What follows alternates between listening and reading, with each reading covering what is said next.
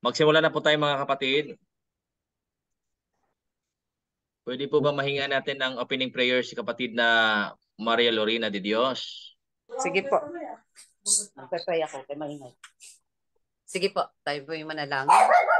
Ay, teka, wait lang. Magulo yung. Sadali na po. Masasagap yung maingay. Okay na po. Sige po, sige po. Okay. Tayo po yung manalangin. Dakilang Ama sa kalangitan, na puspos ng pag-ibig at kahabagan. Nagpapasalamat po kami sa pagkakataon na ito na kami po ay muling mag-aaral ng inyong banal salita.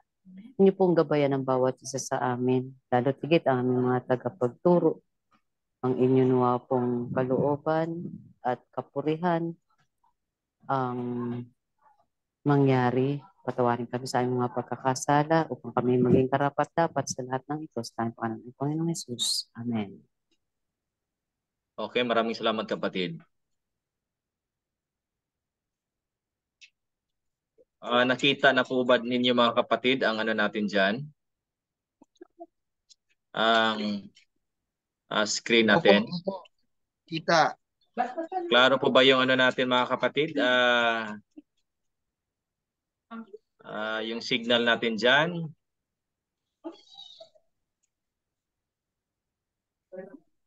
Yung boses ko dyan mga kapatid, hindi ba putol-putol? Okay po sa akin.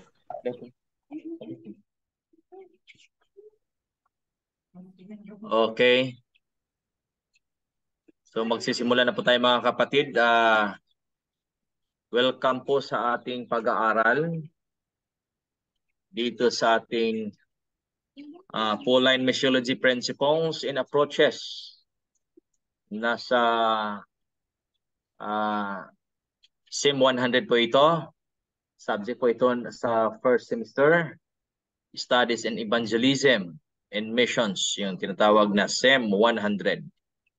So, sana'y marami tayong matutunan dito mga kapatid. At mamaya konti ay magano tayo. Okay? What is the purpose of the study? In this module, the students of this course will be immersed into the fundamental concepts of Pauline Missiology. So, ito pong pag-aaralan natin mga kapatid. Ano ang mga sekreto ni Apostle Paul kung bakit siya ay nagiging effective sa kanyang mga trabaho bilang evangelist, no? Sa mga lugar kung saan siya ay pinadala ng ating Panginoon. Dito rin natin malalaman anong ginagawa niya, anong mga sekreto at pwede nating makopya sa ating ating pang-araw-araw na misyon sa pagpapalaganap ng pabalita ng kaligtasan mga kapatid. At ang objectives naman natin, at the end of this class, the student will be able to first recognize the phenomenal growth of early Christianity. No? Atin pong malalaman dito, ating matuklasan mga kapatid, ang paglubo ng mga kapatiran ng mga ancient Christian or ancient sa early Christian, yes, no, is early Christians mga kapatid. No? And second, understand the meaning of missiology. Atin ding malalaman mga kapatid, maintindihan kung ano talaga ang ibig sabihin, no? Ang definasyon ng missiology. No? Discover the concepts, principles, and approaches of Pauline missiology. Ayan po ang ating mga objectives sa pag-aaral natin ito mga kapatid. Okay, early Christianity and its missiological phenomena. The first 3 centuries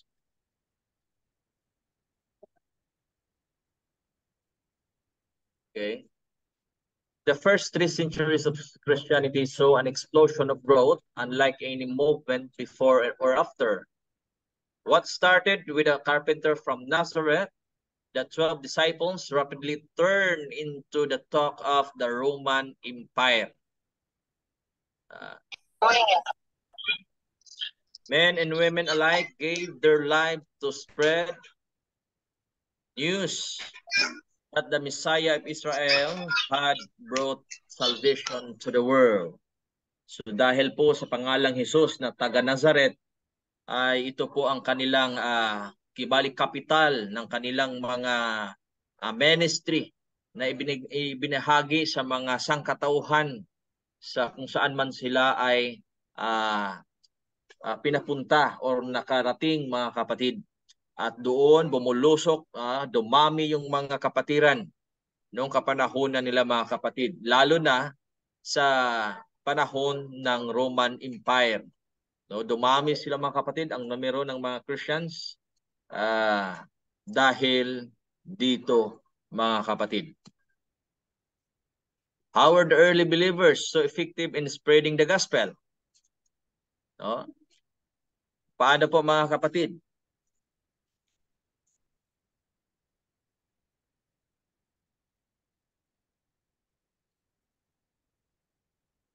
So sabi pa nga dito ni Mrs. White, what was the result of the outpouring of the Spirit?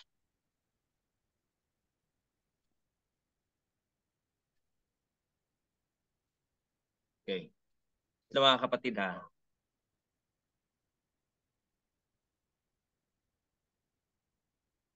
Bakit hindi ko makita dito ang ano?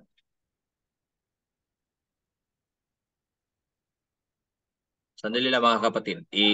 Ano ko muna, stop share ko muna dahil hindi ito na ano ang presentation ko.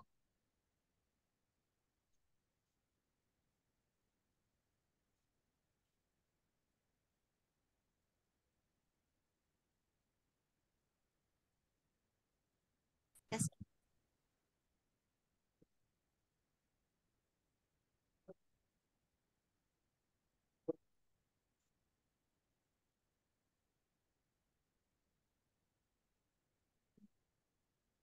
Okay.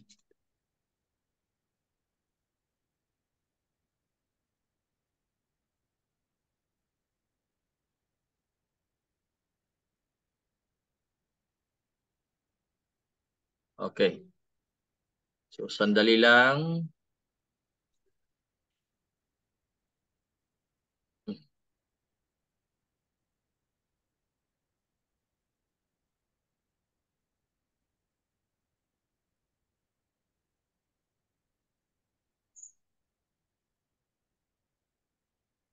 Okay. Balik po tayo, mga kapatid. Pasensya na po. Okay.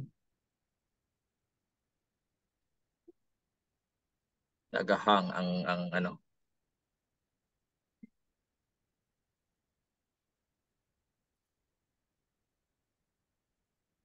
Okay. What was the result of the outpouring of the, sabi pa nga dito ni Mrs. White, kung bakit sila dumami, mga kapatid?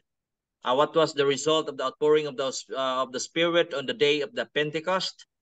The glad tidings of the rising Savior were carried to the utmost parts of the inhabited world as the disciples proclaimed the message of redeeming grace. Hearts yielded to the power of this message. Church beheld converts flocking to her from all directions. Backsliders were reconverted kasi marami pong na-backslide nung kapanahunan, mga kapatid, at bumalik po sa pananampalataya. Sinners united with the believers and seeking the pearl of great price. Masama sila, mga kapatid. Some who had been the bitterest opponents of the gospel became its champions. The prophecy was fulfilled. He that is feeble shall be as David, and the house of David as the angel of the Lord. Zechariah 12:8. So yung dati na talagang nagpe-persecute sa iglesia ay naging kapanalig, no? Kapanampalataya at tumulong na sa kanila na magbahagi ng kaligtasan. Every Christian saw in his brother a revelation of divine love and benevolence. So makikita na doon ang Christ-like, mga kapatid, sa bawat isa na mga believer o na-convert sa pananampalataya na sumusunod sa at naniniwala kay Panginoong Hesus. One interest prevailed, one subject of emulation swallowed up all others. The ambition of the believers was to reveal the likeness of Christ's character and to labor for the enlargement of His kingdom. No, silang lahat po ay nagkikiisa, no? Nagkakaisa, mga kapatid, alang-alang lamang para mapalawak po ang gawain ng Panginoon at marami ang makakarinig nito. Sabi pa nga dito, Mrs. White, when looking at the heart of the missions movement of the early church, one can look no farther than the Apostle Paul. Once a persecutor of the church, Paul became the tool God used to take the gospel to the Gentile world. Si Apostle Paul, alam naman natin yung buhay ni Apostle Paul, mga kapatid, ay talagang nagpe-persecute siya sa lahat ng mga naniniwala sa ngalan ng Panginoong Hesus.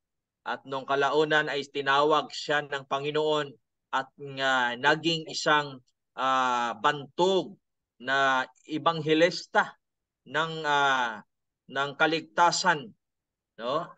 So malaking ambag niya, mga kapatid, sa iglesia sa kapanahunan niya, mga kapatid. Despite intense persecution, Paul embarked on various missionary journeys which turned the Roman world upside down. No? Bumaliktad yung mundo, mga kapatid. Dati ay nagpe-persecute siya, ngayon siya na ang pinipersecute, mga kapatid. Pasensya na po, ang aso dito ay talagang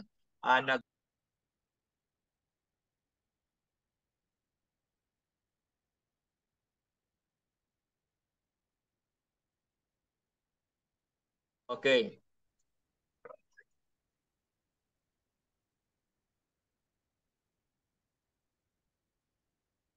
God's hand was clearly upon Paul, and we must give credit to God as one who causes any ministry to flourish.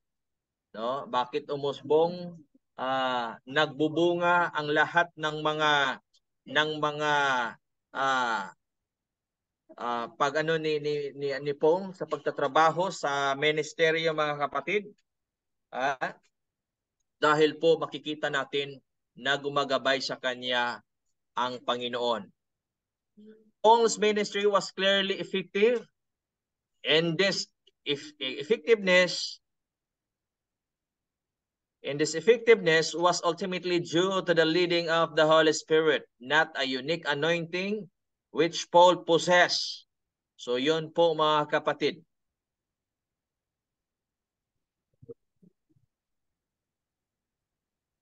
We are still called to seek effective methods for mission practices.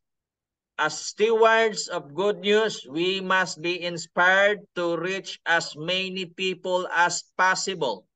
Lalo na ngayon, no? Umusbong na naman ang gira doon sa Middle East. No? Nagpatayan ang both side, nagpatayan yung Israel at ang Palestine. Maraming namamatay, mga kapatid, no? Maraming namatay na hindi nakarinig ng pabalita ng Panginoong Hesus, no? Kaya binigyan tayo ng trabaho upang tayo ay makikiisa sa trabahong ito, mga kapatid. Mabata man, matanda, no? Walang pili, mga kapatid. Tinawag tayo ng Panginoon para po ay magamit tayo sa kanyang sa layunin po. Tayo ay tinawag para po ay lahat ng mga tao na nasa ating paligid ay makakilala sa ating Panginoong Hesus. Christ's methods will give true success in reaching the people. The Savior mingled with others. So ito yung pinakaunang sekreto mga kapatid kung bakit ay magbubunga ang isang ministry. So kailangan natin ang Christ method alone mga kapatid. Hindi sarili nating mga initiative, kundi susundin natin ang format kung papaano nagiging successful din ang ministry ng Panginoong Hesus nung nandito pa siya sa lupa. Una niyang ginawa mga kapatid, he mingled with others. Kaya maraming mga accusations sa kanya na nakipag-ano siya sa mga makasalanan. No? As one who desired their good. Third, he showed his sympathy, ministered to their needs, won their confidence, and he made them follow me. So yan po ang 6 na pamaraan ng Panginoong Hesus na madali lang mahikayat ang isang tao sa pananampalataya mga kapatid. Na nandito, makikita natin, mababasa natin sa ating sulat ng ating propeta na si Mrs. White. No? Kaya nga kahapon, pumunta dito yung speaker namin kahapon, ang presidente po ng SULADS, na si Pastor Pitugo. No, kinis-question siya ng military dahil siguro may pag-iisip ang military na baka ang SULADS ay inspired by the rebel organization. No, kung bakit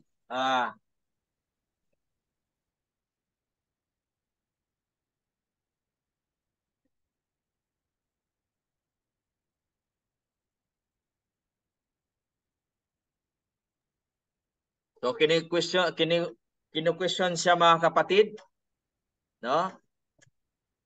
Tapos sabi niya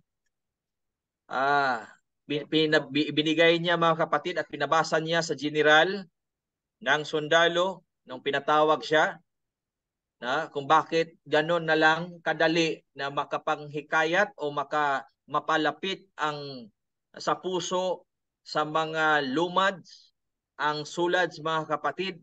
Pinabasa ni Pastor Pitugo itong Christ methods mga kapatid na mababasa dito sa Ministry of Healing 143. No?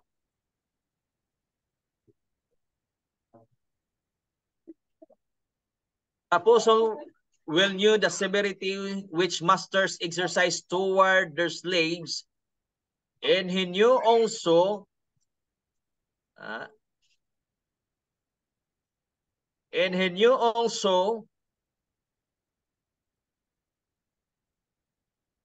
that Philemon was greatly incensed because of the conduct of his servants.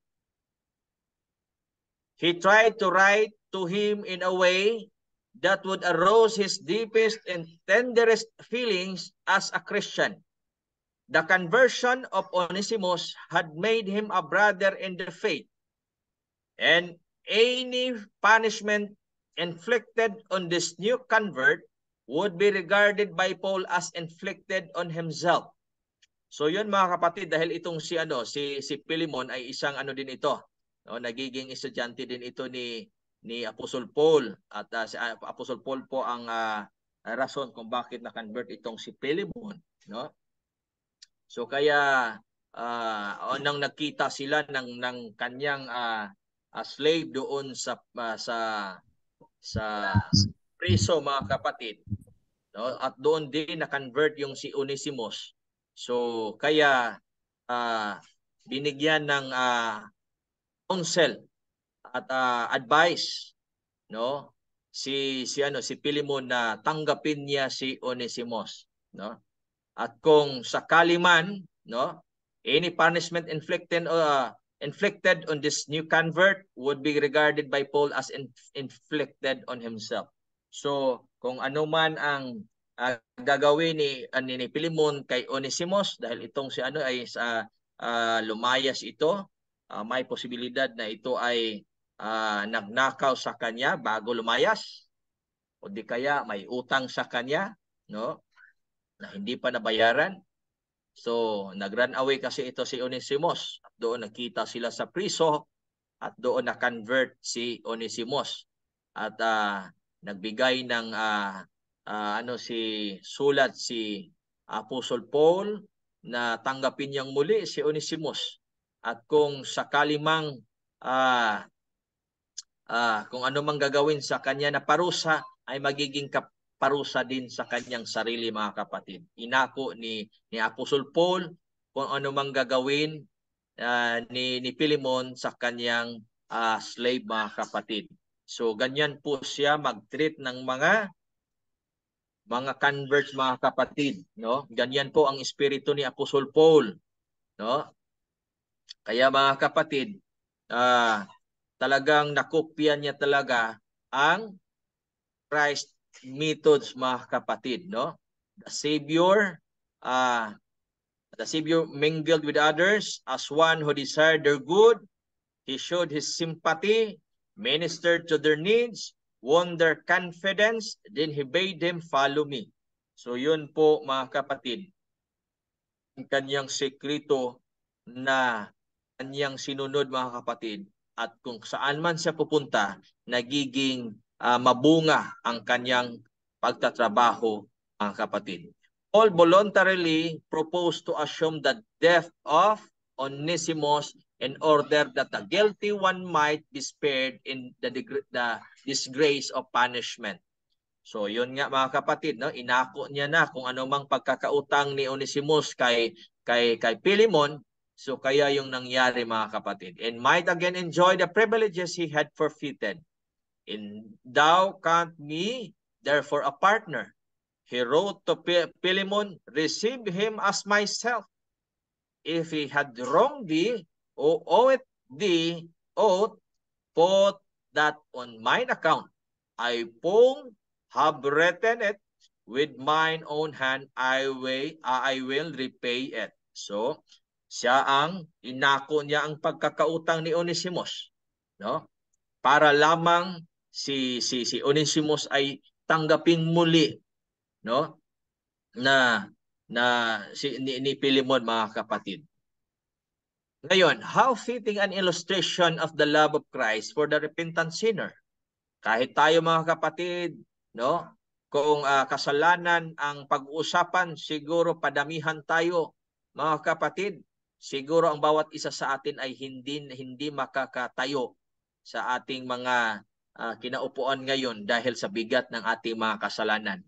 Siguro dito sa atin ngayon na nandito, 54 tayo lahat, wala siguro ditong walang kasalanan. Lahat nagkakasala, mga kapatid, no? Biblical po 'yan, no? Pero sa ganun man na kalagayan natin, mga kapatid, ang Diyos po, no?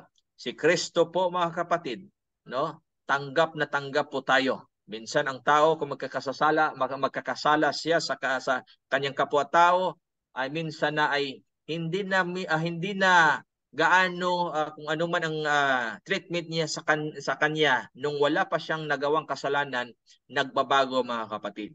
Pero ang Panginoong Hesus ay kahit ano paman ang ating mga ginagawang mga kasalanan, kung tayo ay nagrepent nito, mga kapatid, handang-handa po siya, open arms po, mga kapatid, na tayo po ay tanggaping muli, no, para po mamuhay ulit sa bagong buhay. The servant who had defrauded his master had nothing with which to make restitution. The sinner who was robbed God of years of service has no means of canceling the debt. Jesus interposes between the sinner and God, saying, I will pay the debt, let the sinner be spared, I will suffer in his stead. No? Acts of the Apostle 458, paragraph 2. So yun po, inakong lahat ng Panginoong Hesus ang ating pagkakasala para po ay ma-reconcile po tayo Kasi wala pong reconciliation na mangyayari kung wala pong namamagitan ng Panginoong Hesus. Ikaw at ako ay pinamagitan ng Panginoon na sa kanyang sarili doon sa ating Ama para po tayo ay ma-reconcile, no, sa lahat ng ating pagkakautang, mga kapatid. No? Namatay siya, no, para sa ating mga kasalanan at para tayo may mabuhay, mga kapatid. Missiology. What is missiology? Is the study of the work of God's people in bringing the good news of Jesus Christ to every corner of the earth. So ano po daw? Isang pag-aaral ito sa gawain ng Diyos, sa gawain ng mga ng Diyos para po mapabalita, madala sa lahat sa buong mundo, no? Ang magandang pabalita, no, patungkol sa ating Panginoong Hesus sa lahat ng sulok ng mundo, mga kapatid, no? Kaya marami tayong mga plano, mga kapatid, sa bawat iglesia, sa mga local churches natin, no? Sa bawat fellowship, sa bawat church meetings natin, board meetings natin, nagmi-meeting tayo, nagpaplano tayo kung paano ang Adventist belief, no, ang ating mga pinaniniwalaan, ang truth, no, maano natin, ma-extend natin doon sa ibang tao na hindi pa nakarinig ng pabalita, mga kapatid. Marami tayong mga plano papaano natin ito i-execute, no? Saan, kailan, anong mga kinakailangan. So yun po ang mga pagpaplano, mga kapatid, para ang gawain ng Panginoon magiging mabunga, mga kapatid, sa bawat ginagawa natin. Kailangan may planning.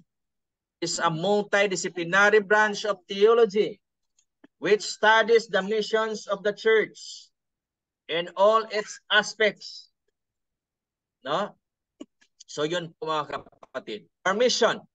Ano po ang mission natin bilang Iglesia ni Cristo? No? Hindi Iglesia ni Manalo, mga kapatid. Iglesia ni Cristo.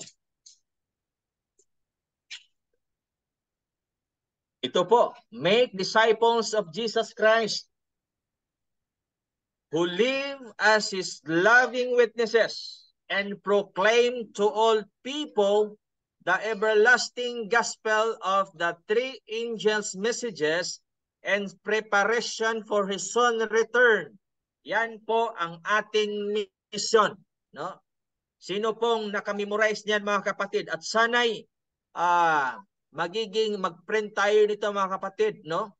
Ilagay natin sa loob sa ating iglesia para mabasa lahat, mga kapatid, na mga kapatiran, at ma-remind ang bawat isa na ito pala ang mission natin kung bakit tayo tinawag ng Panginoon, no? Dito sa isang iglesia, no? Kailangan natin ito, mga kapatid, na may memorize, maintindihan, at maintindihan pa ng mga kapatiran, no? Dahil ito po ang ating mission, no? Make disciples of Jesus Christ who live as His loving witnesses and proclaim to all people. Walang pili, mga kapatid, no? Walang pili, no? And proclaim to all the people the everlasting gospel of the three angels' messages and the preparation for His return, Son return. Ano naman ang method natin? Guided by the Bible and the Holy Spirit, Seventh-day Adventists pursue this mission through Christ-like living, communicating, discipline, teaching, healing, and serving. Yan po ang ating mga metodo, mga kapatid, no?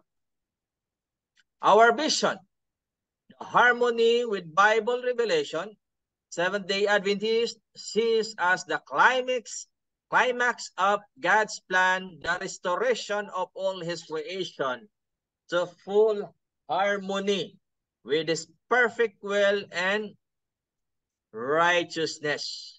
So yan po ang ating vision mga kapatid, bilang isang iglesia na buhay para po sa pagmiministeryo sa lahat ng tao mga kapatid patungkol po sa kaligtasan ng sanglibutan.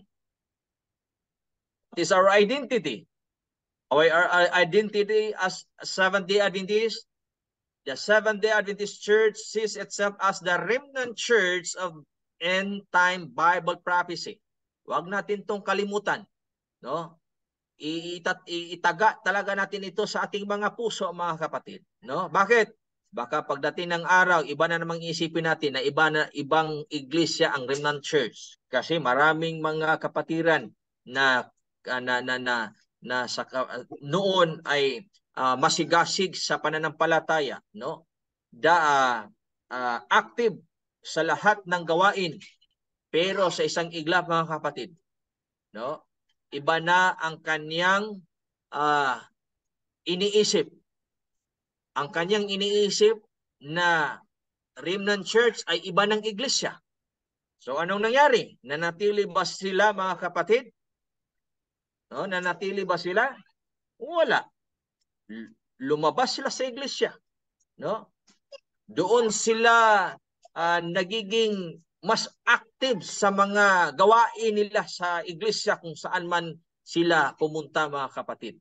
Dahil ang iglesia na dati ay kinikinala nilang the remnant church, the Seventh-day Adventist Church, ay iba na mga kapatid, no? Kaya talagang kailangan nating itatak talaga sa ating mga puso't isipan ito na ang ating iglesia, the Seventh-day Adventist Church, is the remnant church of end-time Bible prophecy. Amen?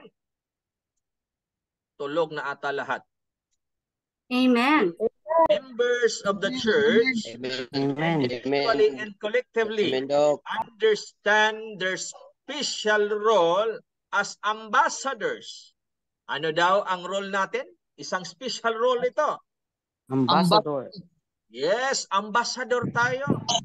Ano pang We are God's ambassador. No? Anong kingdom po ang nirepresentahan natin? Kasi kung ikaw ay ambassador, representante ka ng isang kingdom, no? No, representante po tayo mga kapatid, no? Ng isang syudad, ng isang bansa, ng isang kingdom, isang imperyo mga kapatid.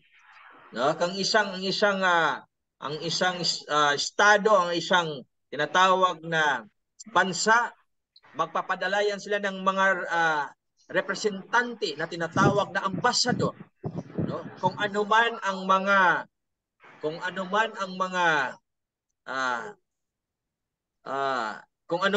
mga pinatrabaho sa kanila, yun ang sinusunod nila, no? So tayo po mga kapatid, representante po tayo ng Panginoon. At ang ating imperyong anong tawag dito sa Tagalog, na nirepresentahan natin mga kapatid ay ang langit mga kapatid, no? Dahil sabi nga dito, understand their special role as ambassadors of God's kingdom and messengers of the soon return of Jesus Christ. Ano daw? Hindi lang tayo ambassador, ang ibang din nito mga kapatid, pagkatawag nito ay messenger. No, we are the messenger of the soon return of Jesus Christ. Ayan po mga kapatid ang ating special role. Seventh-day Adventists have enlisted as co-workers with God in His missions of reclaiming the world, no?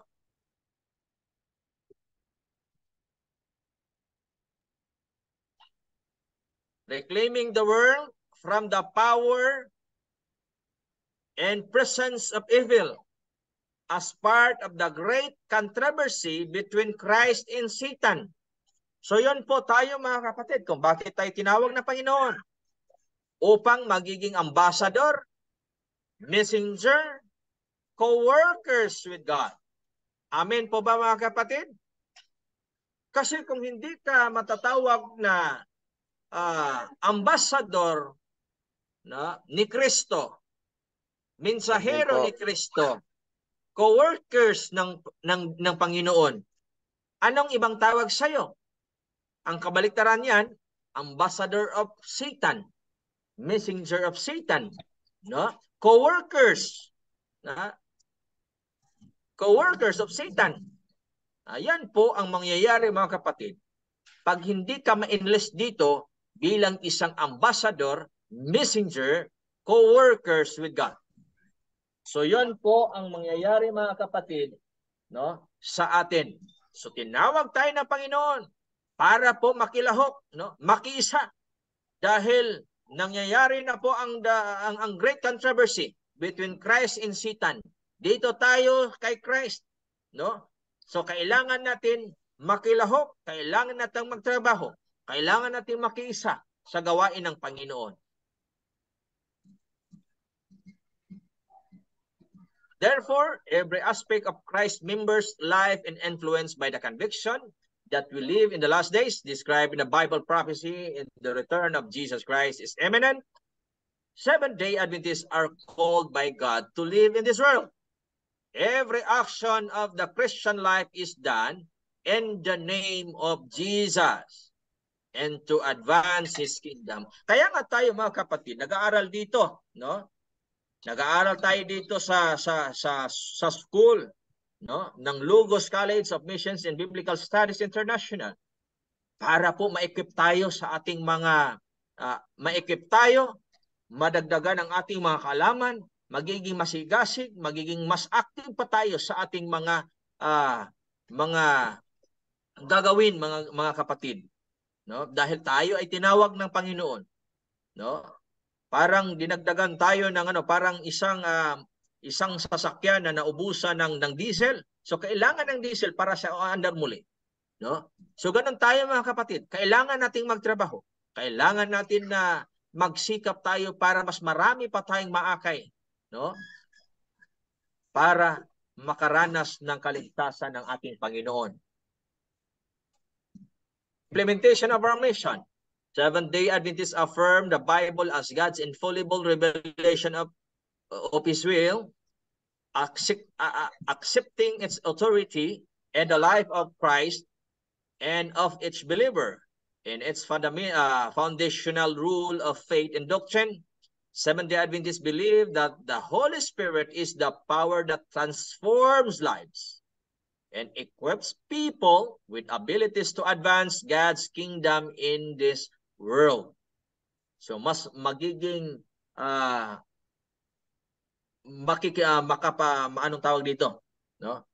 mas magiging effective tayo mga kapatid sa ministry pag tayo po ay nagtatrabaho kasama sa guidance ng Holy Spirit.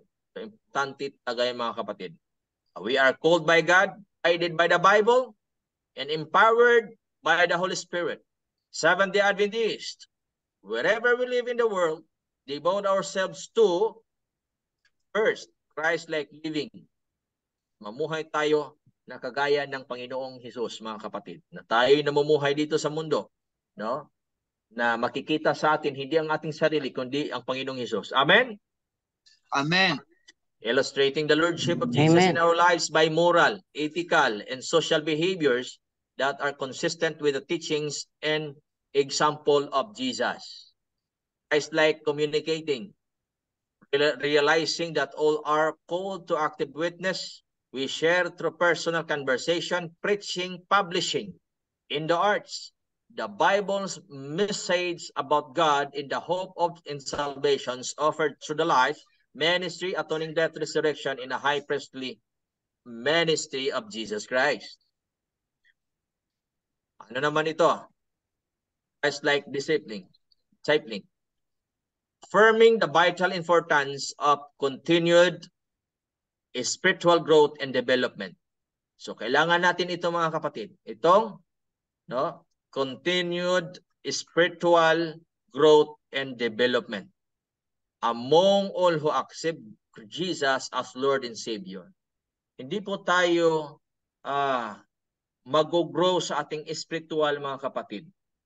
No? Kung tayo ay parang ano na, parang anong tawag dito, parang okay na. Parang ano ka na. Anong tawag ba? Ano bang ibang ano dito sa Tagalog? No? Nahirapan ako sa Tagalog, mga kapatid. No, parang ano na siya, parang kontento na siya sa kanyang ano, complex. Kampante. Yes, kampante na siya. Oh. Yun ang mga kapatid, no? Kung ikaw ay Adventista, kampante ka na sa iyong pananampalataya, okay na sa iyo, ganito ganyan, ano ka lang, masauli mo lang yung ano mo, yung tithes mo, ano ka lang, makasuporta ka lang sa ministry, okay na, hindi ka na ganito ganyan. So kailangan lahat ng aspito sa ating buhay, mga kapatid, kailangan tayong makikilahok, mga kapatid, no? So we nurture and instruct each other in righteous living, provide training for effective witness. Kaya itong ginagawa natin, mga kapatid, nag-aaral tayo, no? Para po magiging effective witness tayo. And encourage responsive obedience to God's will. It's like teaching. Acknowledging the development of mind and character is essential to God's redemptive plan. We promote the growth of a mature understanding of and relationship to God, His Word, and the created universe. Yan po, mga kapatid. Ano pa ba? Christ-like healing, affirming the biblical principles of the well-being of the whole person. We make healthful living and the healing of the sick a priority. And through our ministry to the poor and oppressed, cooperate with the Creator in His compassionate work of restoration. So ganito, mga kapatid, no? Minsan, tayong mga Adventist, tayo lang mismo ang naglagay sa kaalanganin kung bakit hindi maniniwala sa atin ang ibang tao sa ating helpful, yung tinatawag natong health ministry, mga kapatid. Bakit po? Dahil maraming ito ang pinaka mga kapatid, no? Na minsan sa sobrang natin, no? Sa sobrang nating pag-iisip na parang tayo lang ang may alam patungkol po sa anong tawag dito? Patungkol sa kalusugan, mga kapatid. Kung tayo ay magbibigay ng mga ng pagtuturo, parang dinidiktahan na natin ang tao, no? So ang nangyari, nagbigay siya ng negative connotation sa salitang vegetarian.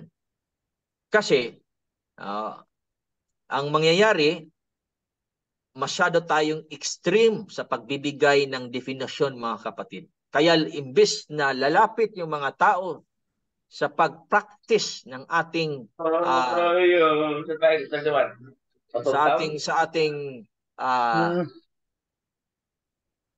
patungkol sa kalusugan, mga kapatid, hindi na ang nakikita ng tao ang ating mga extreme views na, mga kapatid.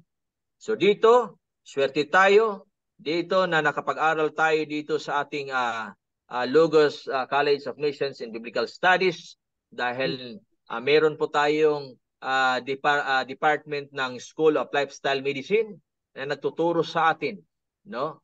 Nagtuturo sa atin na papaano gagamitin ang mga halamang gamot na nasa kapaligiran natin, mga kapatid, na makakatulong sa ating mga ministry, sa ating mga karamdaman, at sa mga kapatiran, at sa mga taong mabigyan natin ng anong tawag dito, pag-aaral patungkol dito, mga kapatid, lalo na kung mag-conduct tayo ng mga health seminars. Christ-like serving. Following the example of Jesus, we commit ourselves to humble service, ministering to individuals in population most affected by poverty, tragedy, hopelessness, and disease. Kaya nga, mga kapatid, no, ambag-ambagan tayo, may offering tayo, no?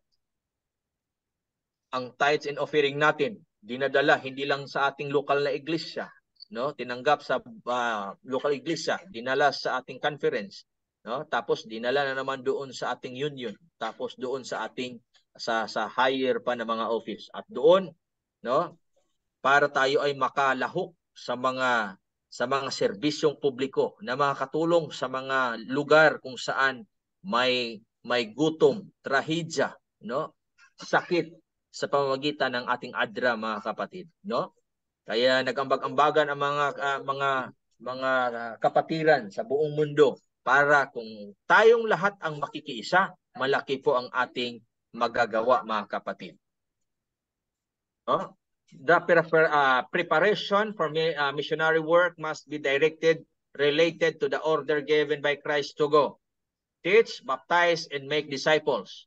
No? Ito po ang ating commission sa Matthew 28:18-20. Thus, theological and missiological aspects should be more focused in order to fulfill the mission given by God to the church.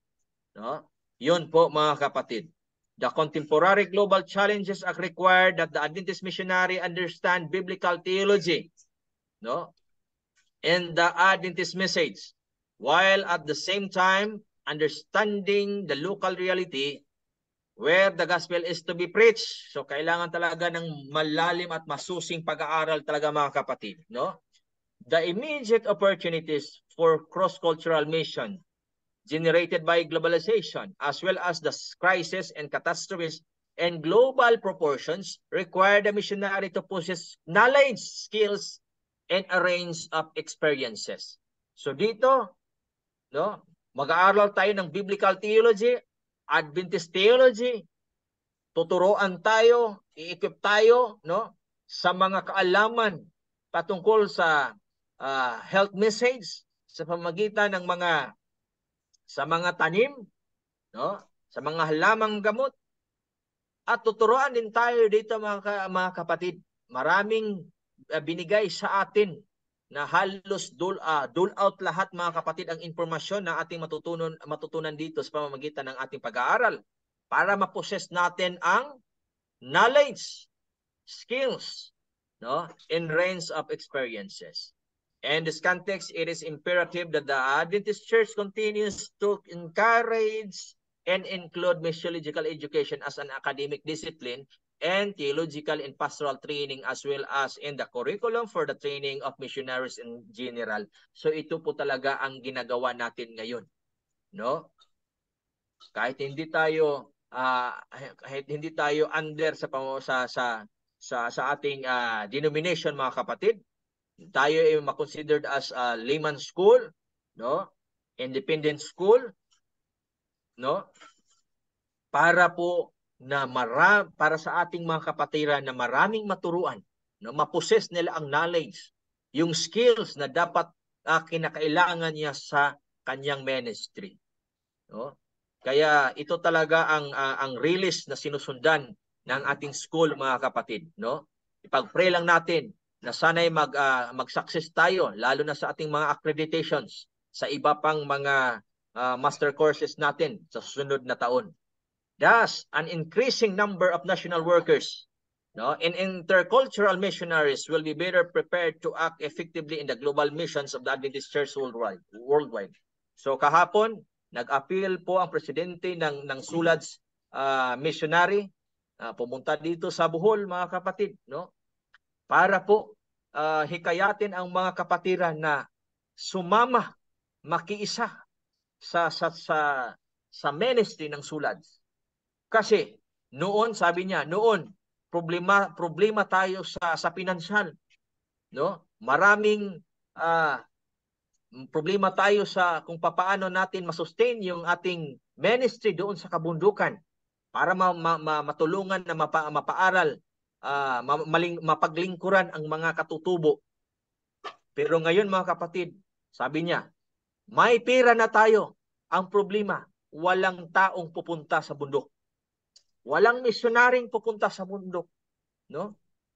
So ngayon, ang SULADS ay nag-appeal sa bawat isa sa atin, mga kapatid, at lalo na sa ating 1,000 missionaries na makilahok ang ating mga kabataan no?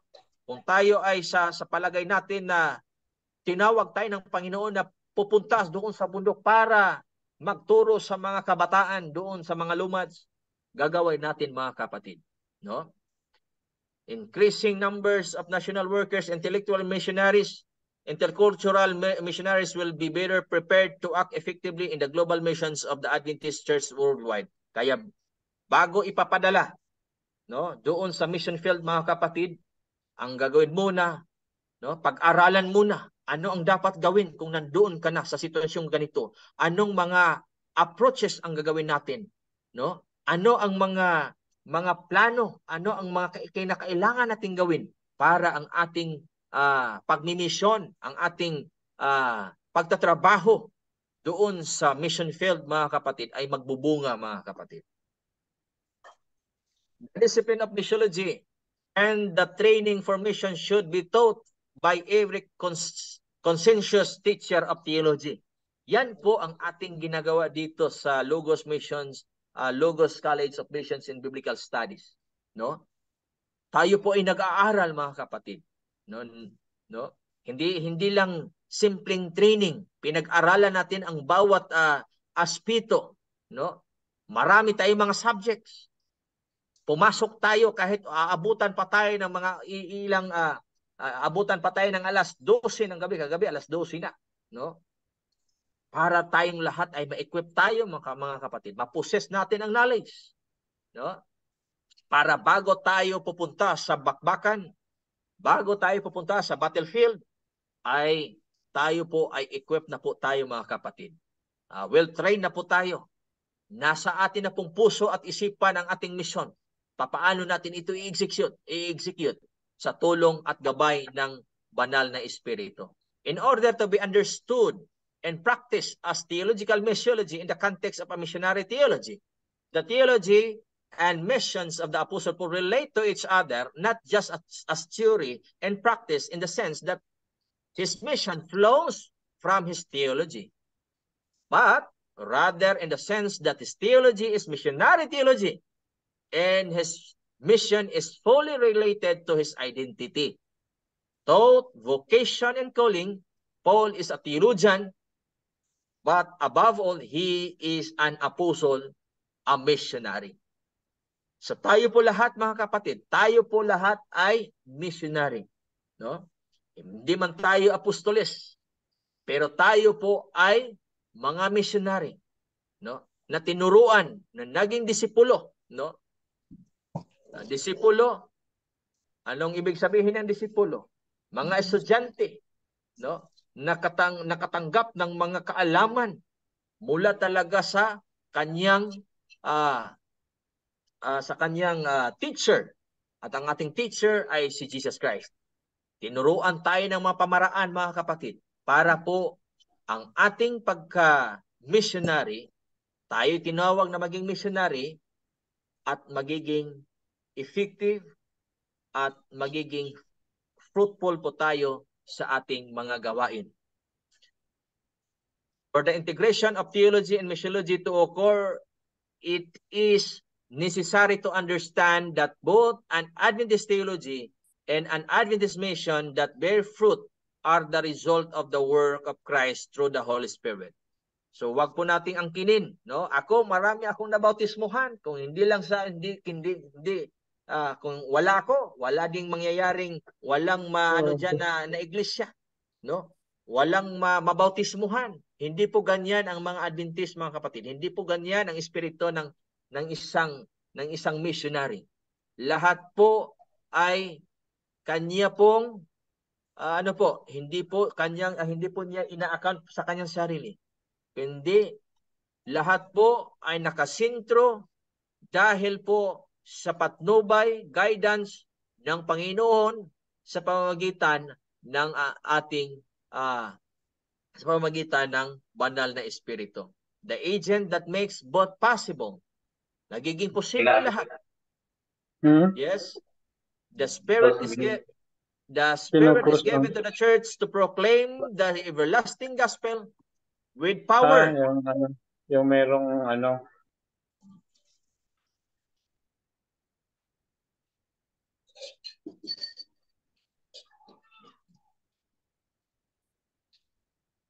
as it is its mission. The Holy Spirit is given for a mission because, first, the Holy Spirit enables through the Word, instructing and guiding formation. Second, He gives life and power through the Word. He transforms people through the teaching and witness of the Word. The Spirit gives the vision, encouragement, perseverance, and patience to missionaries and mission. 2 minutes. Okay, Doc. Chooses schools and sends out missionaries and leads them as they cross borders to preach the gospel, teach, baptize, and make disciples. Tatapusin na natin itong slide na ito, mga kapatid, at babalik tayo sa sunod na linggo. He empowers the church to support missionaries, programs, and activities. Works, miracles, and victories through the church and its missionaries. He inspires the telling of stories of what God does and about the encounters of God with those He wishes to save. He grants all the gifts needed for the mission of God to be fulfilled. So sana, mga kapatid, na-refresh tayo sa ating mga responsibility, mga kapatid, bilang mga tinawag ng Panginoon sa gawaing ito. Tayo po ay nag-aaral dito, mga kapatid, para ma-equip natin, ma-possess natin ang knowledge at mas magiging mabunga pa tayo sa ating mga iba't ibang mga ministry na ginagawa natin, na ipinagawa sa atin ng ating Panginoon. Maraming salamat po at God bless po sa ating lahat. At sana'y marami tayong natutunan sa ating pag-aaral na ito. At sa susunod na linggo, magkita-kita na naman tayo, mga kapatid. At ibalik ko na po ang panahon kay Doc Ray. Maraming salamat sa inyo, mga kapatid. Amen. Amen po. Thank you. Amen. Thank you din po. Okay, Salamat. Doc Ares. At let's have 2 to 3 minutes break before we give the time to Professor Jovin.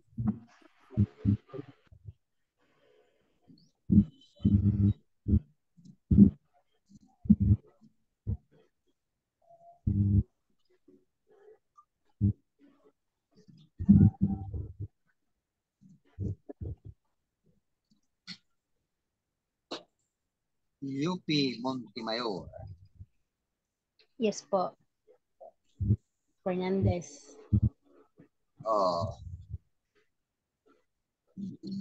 Nadia, si ako ang busing nako, si partner. Antik Cabe.